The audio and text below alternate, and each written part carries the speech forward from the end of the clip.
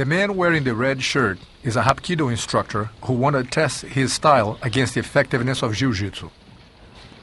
While he looks for the right distance to strike, I keep myself safely out of reach.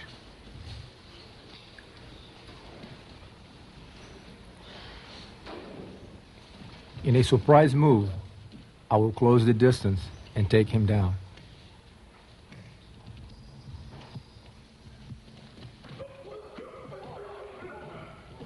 My opponent is unfamiliar with ground fighting, and he no longer has the angle or the distance to be effective with his strikes. As he struggles to get me out, I establish myself on the top mounted position. A couple of hits is all I need to bring panic into the scene.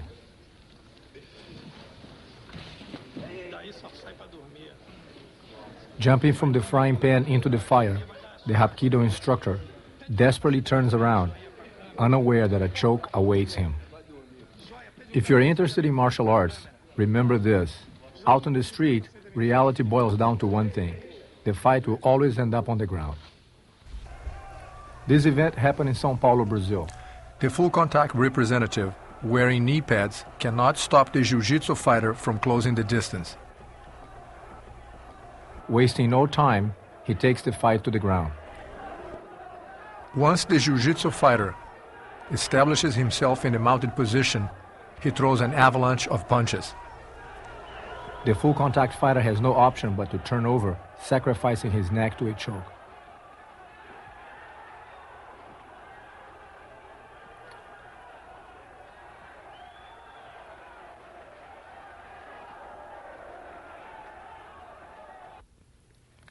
This Gung Fu expert, wearing yellow trunks, has 15 years of training and claimed to be undefeated. At 180 pounds, he had a 15-pound advantage over my brother Royce. The Gung Fu man will rely on strikes in order to avoid going to the ground. It is almost impossible for a person trained primarily in punches and kicks to avoid being wrapped up and taken down by a jiu-jitsu practitioner. Royce is determined to close the gap and take the fight to the ground. As they go to the ground, he grabs Royce by the neck. Royce will establish his position before getting his neck out of the hold. He repeatedly hits his opponent on the ribs, forcing the Gung Fu man to let go.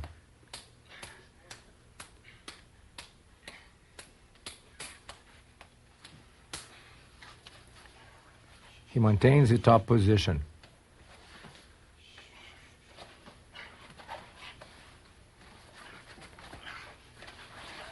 The leg work of the Gung Fu representative reveals that he is not knowledgeable in the intricacies of grappling. Royce is taking the time to study the situation and ride the opponent.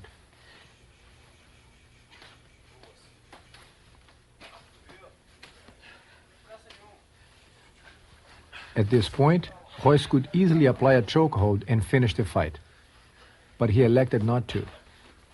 There are many variables when it comes to ground fighting. Through a systematic, step-by-step approach, we have organized it into a science. The opponent is obviously in good shape.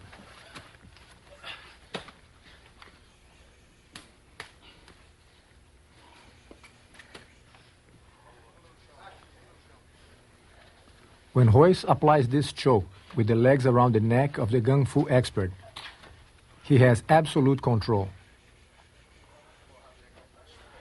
Instead of finishing the fight, he applies just enough pressure to prevent his opponent from getting away.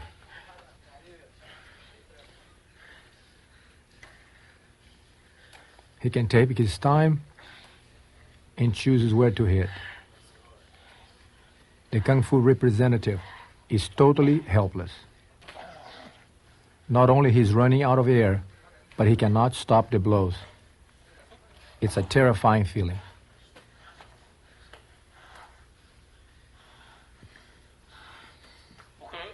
Stop.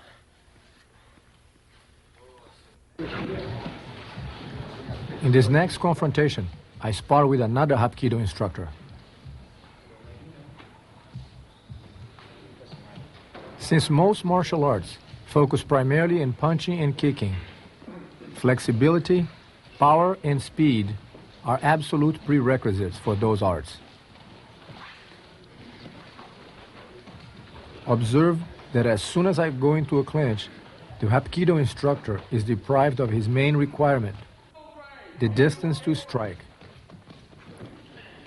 All the years of training are useless now, as soon as the fight goes to the ground. Out of desperation, he even tries to reach for my groin.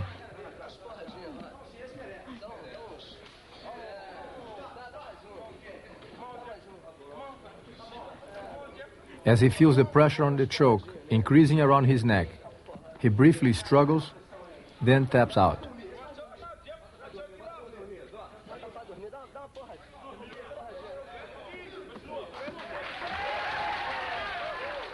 He acted like he was going to continue the fight, but realized that from this position it would not be a good idea.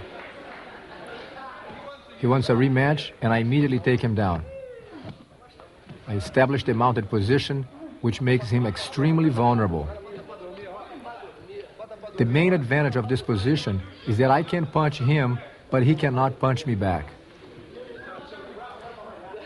As he struggles in vain to push me out, he exposes his arm. I could get him on an arm lock, but instead I choose to choke him out for the second time. He tries to reach for the groin, but the pressure on the neck makes him quickly change his mind.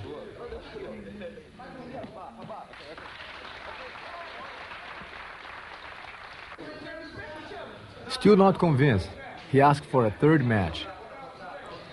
His opponent is having a difficult time comprehending that his strikes are not as effective as he thought. It is hard for him to accept the painful reality that all his years of training may be in vain. Perhaps he will never be able to understand what really happened, and what's worse, he might never consider incorporating Jiu-Jitsu into his training. Jiu-Jitsu is the only self-defense system that effectively addresses ground grappling, the most important yet most neglected aspect of any real fight. Now the Hapkido instructor will be choked out for the third and final time.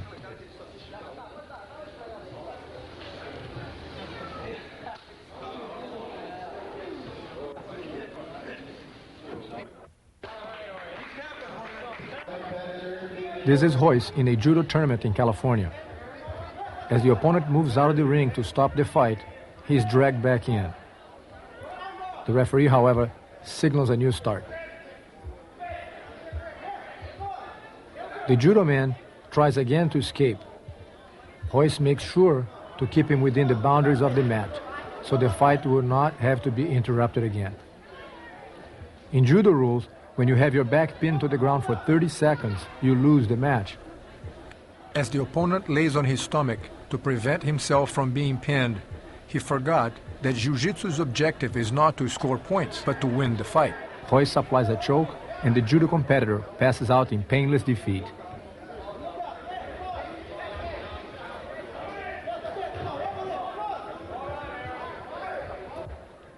In this next judo match, my brother Royler is on the right. Despite the fact that judo rules restrict the most lethal jiu-jitsu techniques, he placed second in the Brazilian Judo Championship. As they struggle for the perfect throw, they go down. The judo competitor tries to apply a headlock on Royler. The Gracie brother swiftly reverses the move, skillfully turning into an arm lock, and wins the match.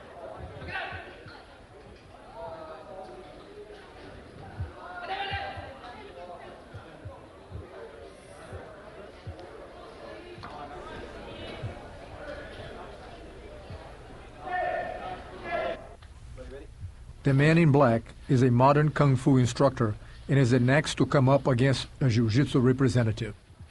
The Kung Fu stylist's only chance is to keep the distance and stay on his feet. If he goes to the ground, he becomes vulnerable. Using a kick as a distraction, Royce closes the distance. Knowing his opponent cannot escape, Royce patiently works on bringing him down to the ground. He's in no hurry.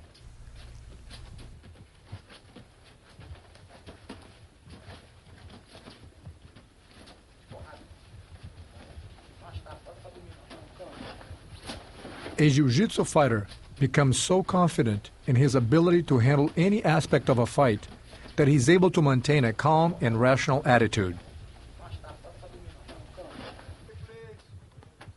Royce has the opportunity to seriously hurt his opponent, but instead he only slaps him, a humane way to demonstrate the superiority of our unique system. He toys with him like a cat with a mouse.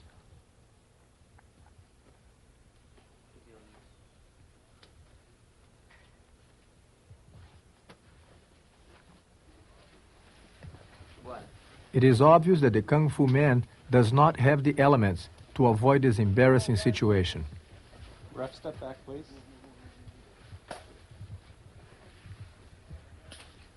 Nobody would endure this many slaps if there was any possibility of escape.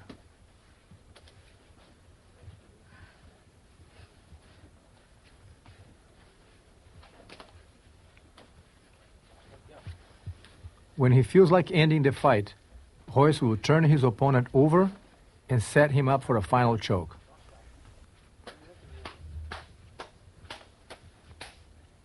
Leverage, simplicity, and technique are the foundations for the effectiveness that have kept the Gracie Academy representatives undefeated for over 65 years against other styles of martial arts. This Kung Fu instructor requests a second match, thinking he can do better the second time around. Of course, if they were in a street fight and Royce had been intent on hurting him, he would not have that opportunity. Many martial arts experts do not practice or teach their students how to defend themselves under realistic conditions because they just don't know how. They ignore the fact that 95% of all real fights go into a clinch and end up on the ground, especially if your opponent is bigger and stronger than you. Remember, on the street, it is more difficult than you realize to use those fancy kicks and supposedly deadly punches. Back yourself up with the best ground fighting techniques in the world and make yourself a truly complete martial artist. Once again, the inevitable. If this kind of finishing is becoming disturbingly repetitive, these victories are not a matter of coincidence or luck.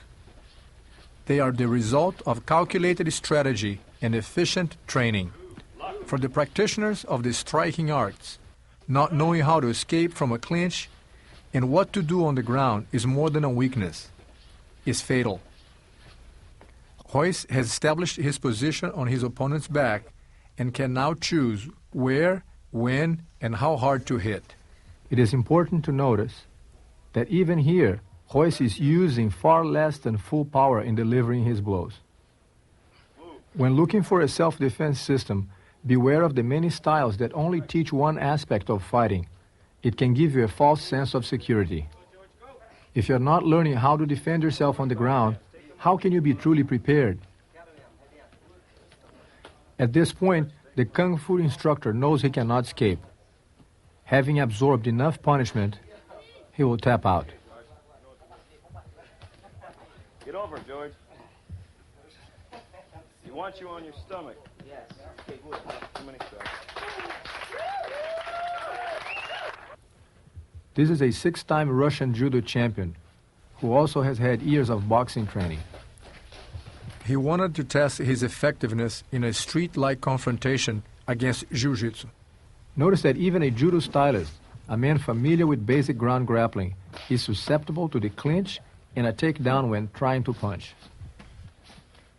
Turning your back is the worst thing you can do in a fight against a jiu-jitsu expert. The slaps replace what could be much harder hits. With a quick choke, the fight is over. In spite of a 25-pound disadvantage, Royler Gracie had no problem closing the distance against this Kempo karate instructor, who claimed to have developed a street lethal style. The Kempo instructor intended to test his system against jiu-jitsu and then write an article for a martial arts magazine about his experience.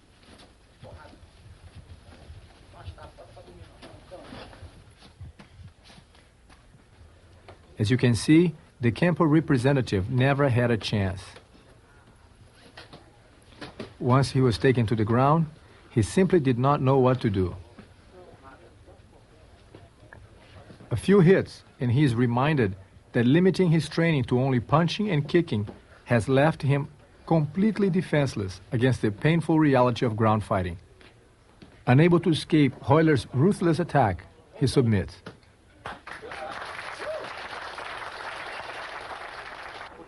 In the second match, the Kempo representative believes he can succeed if only he's a little faster or a little more aggressive. Royler, as he has done 1,000 times, closes the distance, takes the fight to the ground, and latches onto his prey. Once the Gracie representative establishes his position on top, his opponent is convinced that further resistance will be futile and immediately surrenders.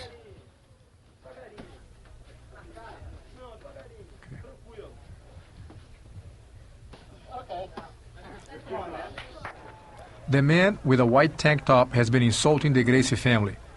My brother slaps him on the face and challenges him on the spot.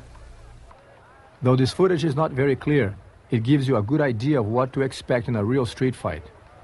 The purpose of any self-defense should be to prepare you for the unpredictable reality of the streets. All martial arts are limited by rules which give their practitioners a false sense of security. Out on the street, if you have to fight for your life, there are no referees and no rules apply.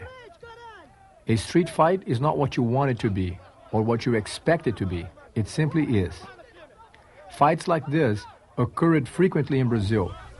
And it was in this kind of environment that the Gracie Academy established itself as the most complete and effective source of instruction of Jiu-Jitsu in the world.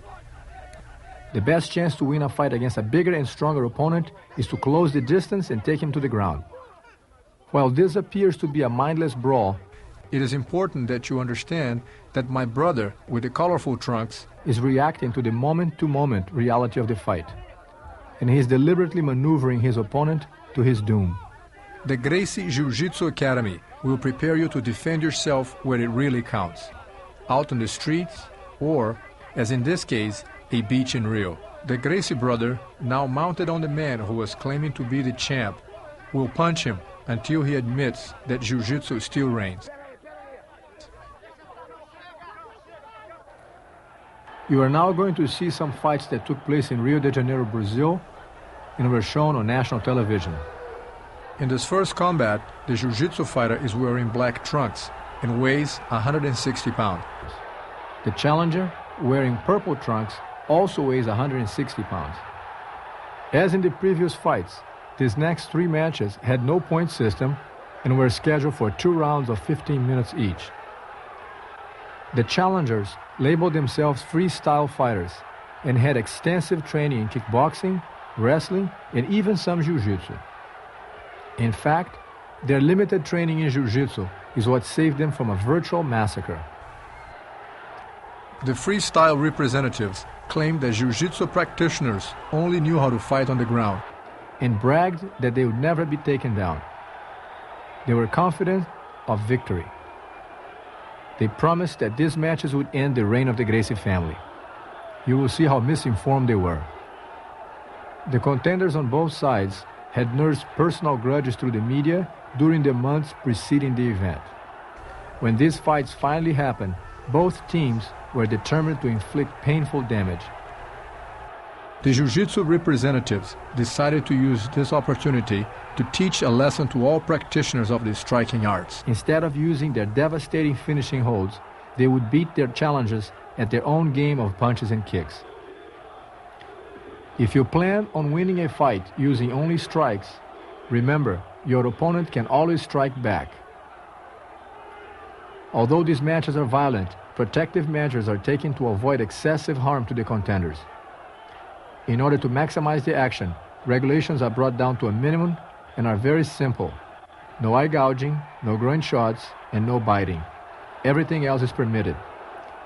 Since the dawn of time, men have been fighting both individually and on the battlefield.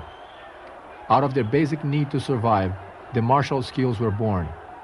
Gradually, civilization brought peace out of war, order out of chaos.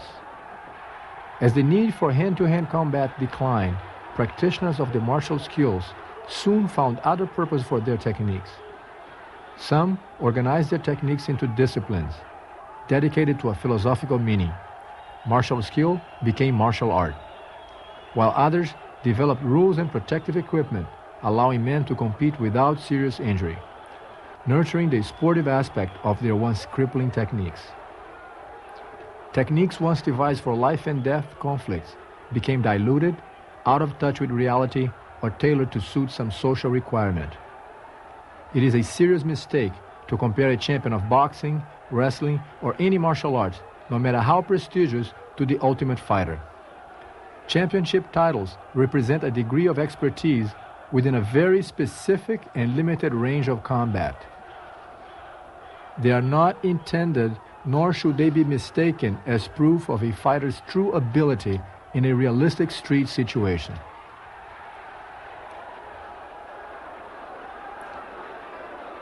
The reality of street fighting can be extremely exhausting, and you should be as prepared as you possibly can to deal with this kind of eventuality.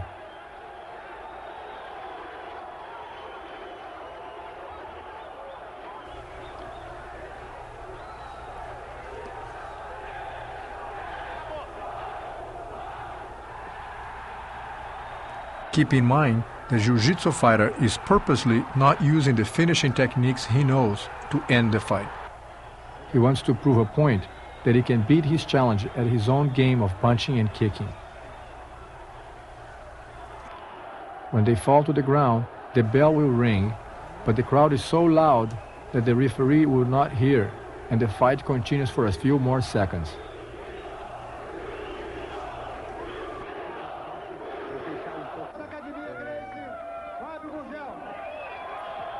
In these fights, there's no point system. You win, lose, or draw. Usually, 2 men will walk in the ring, and only one will walk out. For time purposes, this first round has been edited down. Here are some highlights of the first moments of the fight.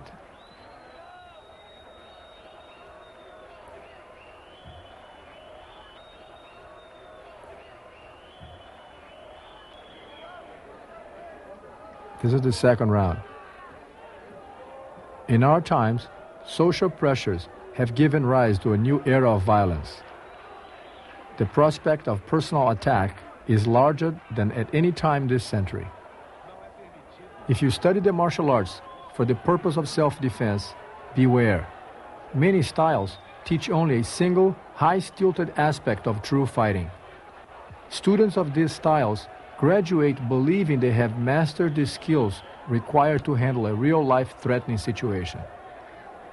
Often, and tragically, they discover too late that their techniques fall far short from addressing the realities of street combat. Imagine your opponent is 50 pounds heavier and a foot taller than you. Even if you break his nose with a perfect punch, he would probably still keep fighting. What if he takes you to the ground, sits on top of you, and starts punching away? What will you do? Remember, there are no referees on the street to save your skin. Let's go back to the action. This type of match is as close to reality as you can get. Since they have no gloves or protective gear of any kind, punching like this can be particularly painful to the hands, especially when striking the face or the head. A major weakness of the various striking arts is that they are limited by rules that stop the match when the fighters go into a clinch.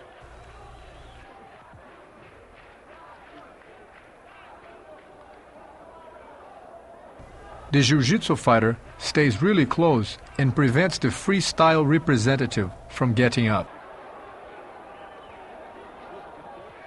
He now has his opponent's head against the rope and uses it as an easy target for the headbutts.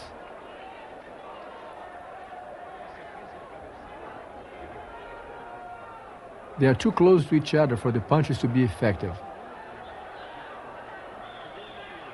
Observe the big cut on the eye of the freestyle fighter.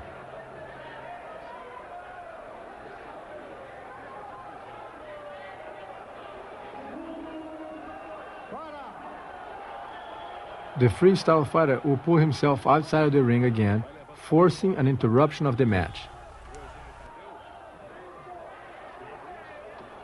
The Jiu-Jitsu representative does not want to stop fighting. And when pushed back, he argues with the referee.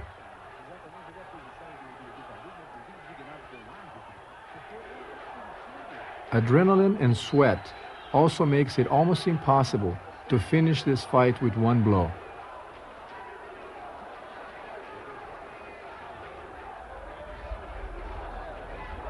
This match is a good example of how difficult it can be to stop an opponent with just punches and kicks.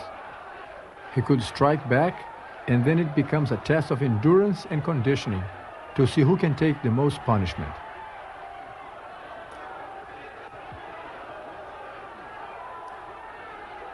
The freestyle representative is taken down and tries to pull himself outside the rope once again.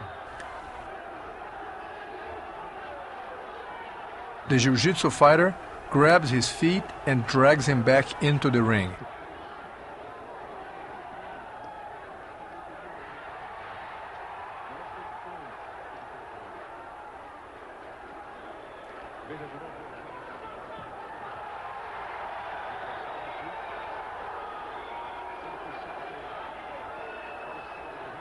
For those people who think they can keep an opponent away with the use of strikes, remember, you are only at an arm's length distance. Just one step and your opponent is all over you. Let me remind you that the freestyle fighter claimed he would never be taken down. Furthermore, he said he would outpunch the Jiu-Jitsu representative. This is why the Jiu-Jitsu man is purposely not using the ground fighting techniques he knows. Instead, he wants to punish his opponent. Even if you hit the perfect spot and give your opponent a bloody nose or a black eye, it doesn't mean the fight is over. Regardless of your experience as a martial artist, come learn at the Gracie Jiu-Jitsu Academy, because if your opponent is bigger, heavier, or stronger, chances are you'll be taken to the ground. By now you understand how serious that can be. This kind of all-out combat is exhausting and quickly takes its toll on the contenders, who often grab onto each other to rest. Now, running out of energy, the freestyle fighter realizes that he failed to outpunch the Jiu-Jitsu man. The Jiu-Jitsu representative, on the other hand, is growing in confidence and eager to finish what he came here for.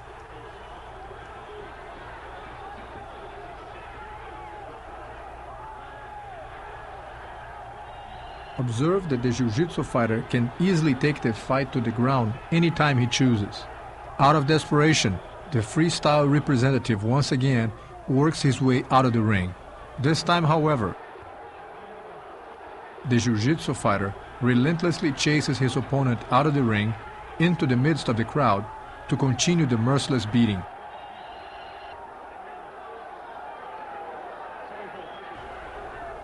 When the crowd finally breaks the fight apart, the freestyle representative is convinced he cannot find safety, not even outside of the ring. He grabs onto his coach and won't let go. He knows that going back would only mean more pain and suffering. As the referee counts down, acknowledging another Jiu-Jitsu victory, the audience goes into a frenzy.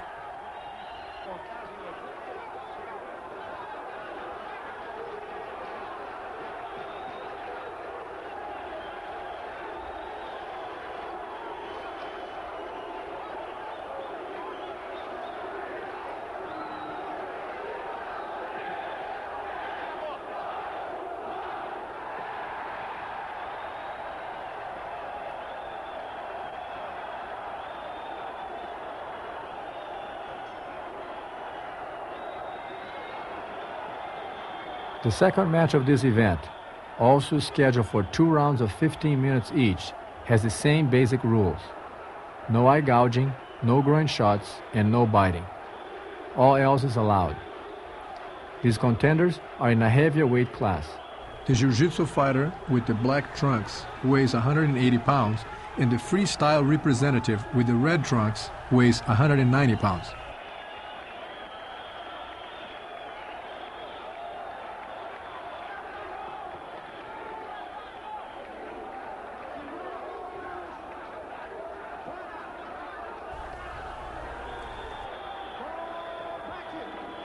There's a distinct difference in the approach taken by this jiu-jitsu representative who is looking for closer contact.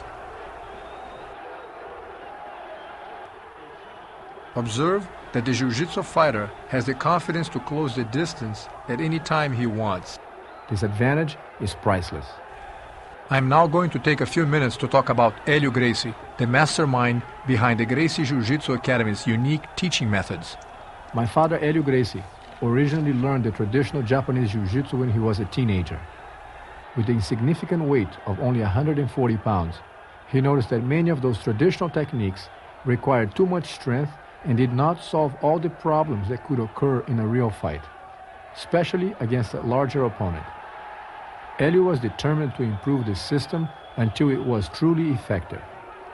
He believed that if it could work for him, it could work for anybody. He devoted his life to developing and testing his techniques against all kinds of fighters, under the most adverse conditions, both in the ring and on the street, usually against heavier opponents. He actually fought men double his own weight. There's an annoying tendency in the martial arts community to venerate a style or an instructor simply on the basis of tradition. Old is better. Individual styles jealously represent themselves as the only rightful keeper of the flame, deriding innovation or free exchange of ideas with the stubbornness of mules. If other fields of human endeavor resisted change with the same vigor, we would still be seen by torchlight and bleeding ourselves with leeches to cure disease. The only true test of an art's worthiness should be its effectiveness in combat. Using this as a measuring stick, no style stands taller than Gracie's devastating jiu-jitsu.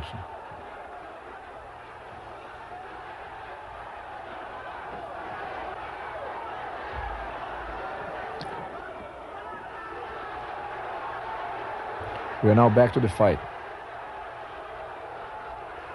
While exchanging some hits, ultimately, the objective of the jiu-jitsu fighter is to corner his opponent and take him to the ground.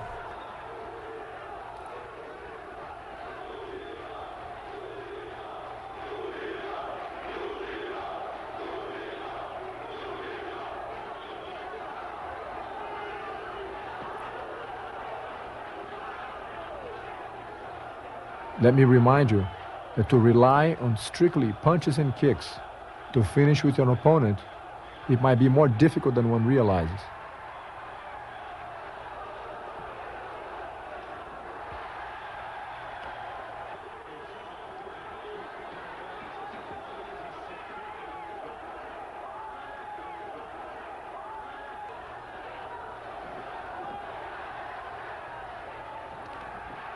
Anticipating more pain and agony, the freestyle representative runs out of the ring for safety.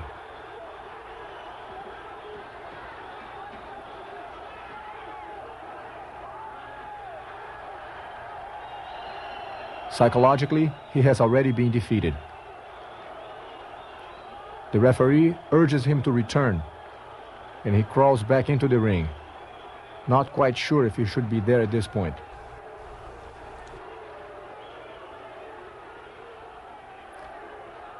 The jiu-jitsu fighter knows that if an opponent runs away once, he is inclined to do it again.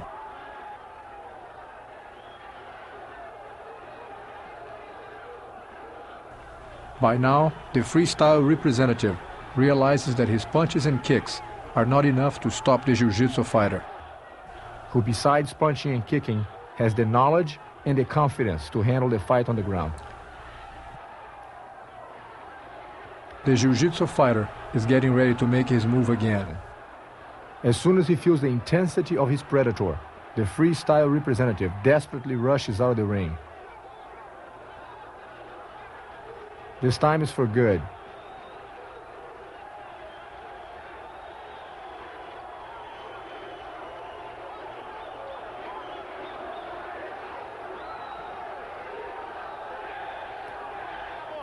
As the crowd chants the seconds away, another challenger bites the dust.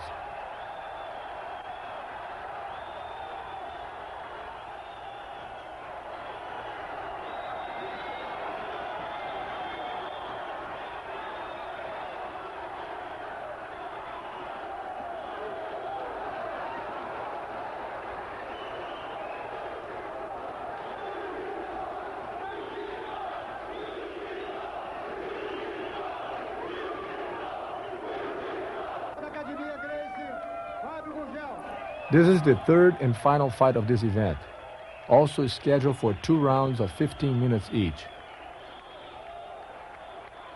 With the exception of eye gouging, groin shots, and biting, all else is permitted.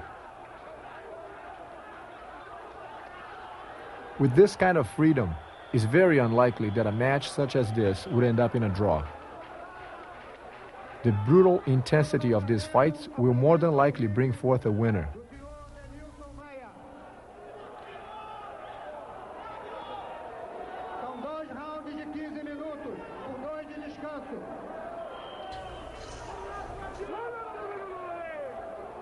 This is the Jiu-Jitsu fighter, weighing 185 pounds, and his opponent, the freestyle representative, comes in weighing 205 pounds.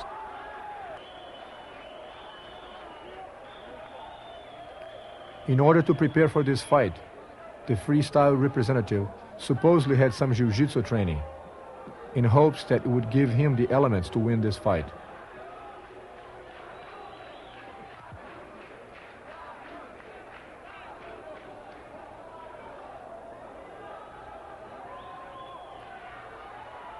Observe, they have no protective gear of any kind.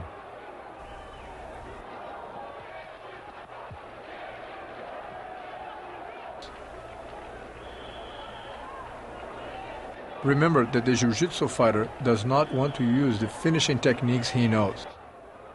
He wants to defeat his opponent at his own game of punches and kicks.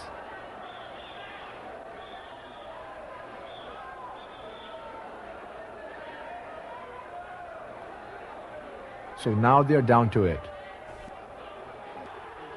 The Jiu-Jitsu fighter with black trunks and the freestyle representative with the white trunks. When I came to the United States in the mid-70s, I had the dream of making the Gracie Jiu-Jitsu Academy teaching methods known to the world. I was shocked to discover that the martial arts community was not addressing ground combat, the most important aspect of real fighting. How could this be possible? Didn't they realize most fights will end up on the ground? Sure, there were a few styles which made a pretense of addressing grappling techniques, but I couldn't find any instructors who were preparing their students for the real thing.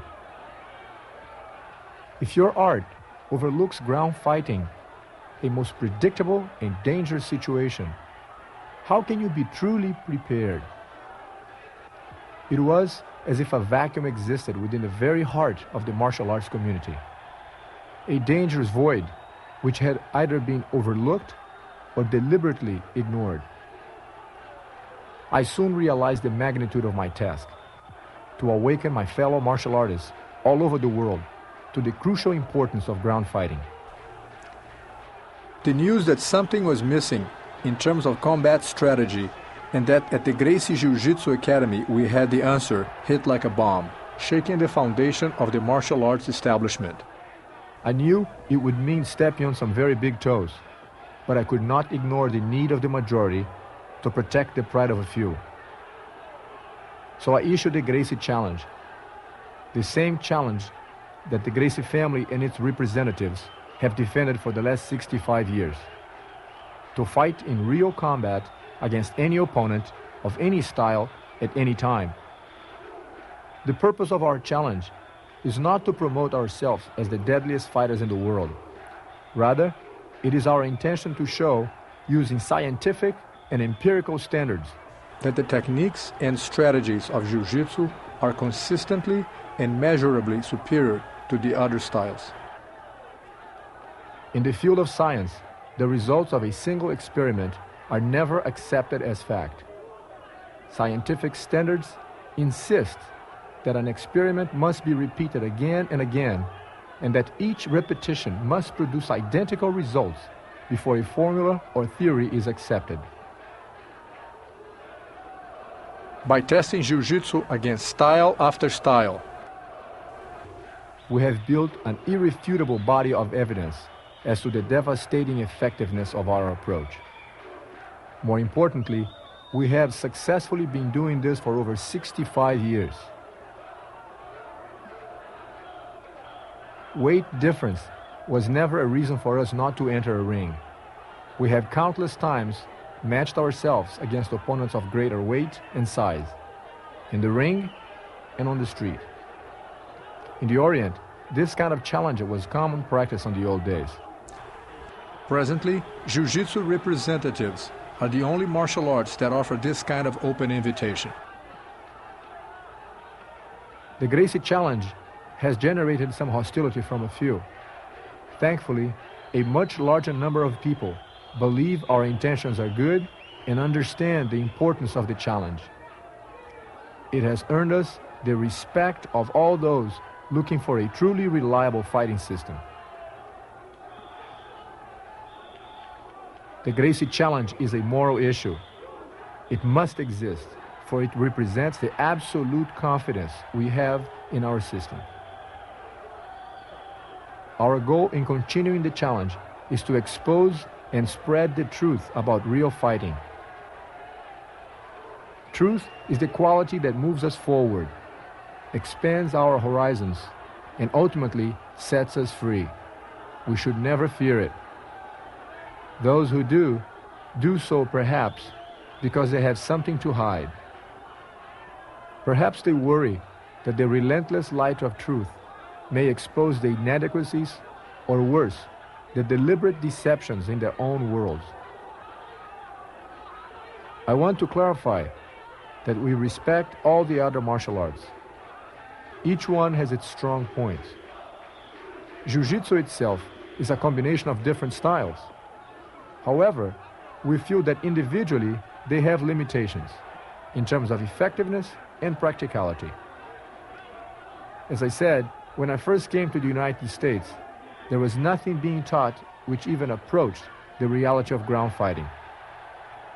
In the years since, it has been most gratifying to meet and educate the hundreds of martial artists who have come to us in search of the absolute best in realistic fighting skills. It has also been amusing to watch the flood of imitators and pretenders to the throne who have rushed to capitalize on the sudden demand for information on effective ground fighting.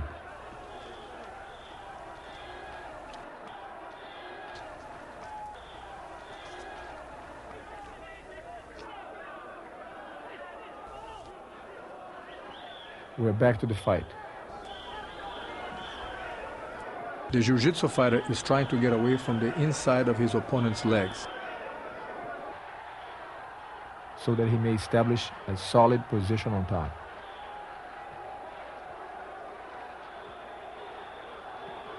It is easy to see when fighters are close together like this, they cannot really hurt each other too much. The trick is to fight for a good position. Then you will have the good angle to hit your opponent, but be out of reach from his punches.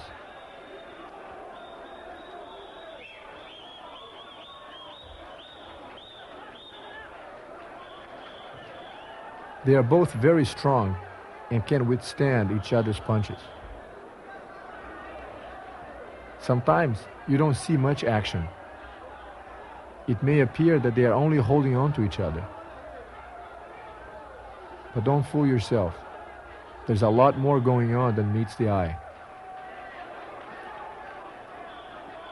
Every little move counts, leading into something else. Even waiting has a purpose, not to mention that gives them the opportunity to rest.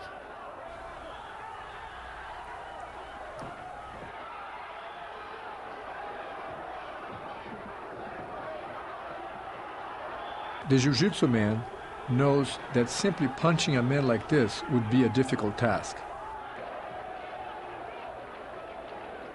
So his goal is to get to a position where he can hit without being interrupted.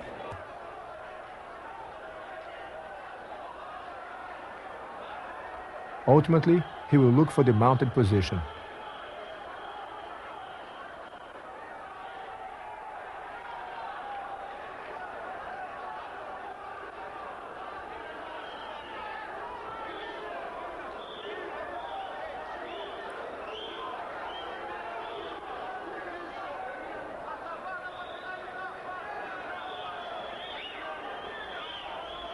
Like playing chess, he can use his knowledge of ground fighting to anticipate his plan of action.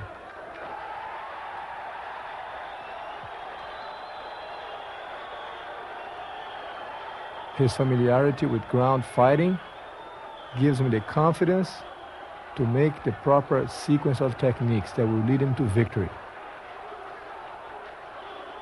He has his leg trapped, but you will notice him untangling the leg to establish the top position.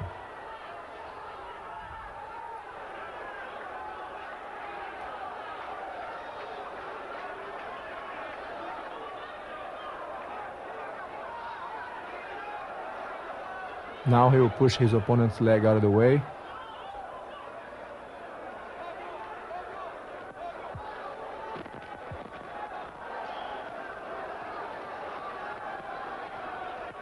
There he goes, making his move. The jiu-jitsu fighter will take his time and make sure that his opponent will not escape.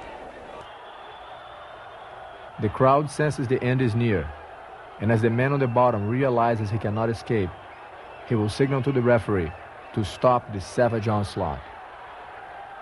The freestyle representative, who claimed he had learned some jiu-jitsu, will now understand two things. First, he did not learn enough. And second, the little he learned was not at the Gracie Jiu-Jitsu Academy.